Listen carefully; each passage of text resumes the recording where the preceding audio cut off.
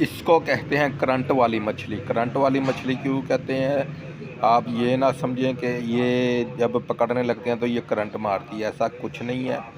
Current वाली मछली इसको इसलिए कहा जाता है कि ये देखें, ये मछली इसको खाने के लिए डाली गई और ये कहाँ गायब हो गई पता ही नहीं चला।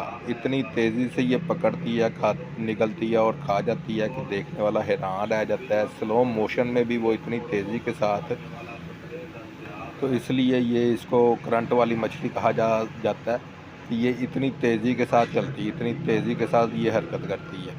तो ये आप लोगों की मालूमात के लिए वीडियो बनाई गई है। कमेंट करके बताइए कि क्या आपको अच्छी लगी और आप किस किस्म की वीडियोस देखना चाहते हैं और आप इस मछली का क्या नाम रखना चाहते हैं, ये भी बताइए हमें। और जो नाम रखें वो हमें कमेंट में लिख के बताइए कि ये वाली मछली का ये वाला नाम रख दें। ओके जी, अल्लाह हाफिज़।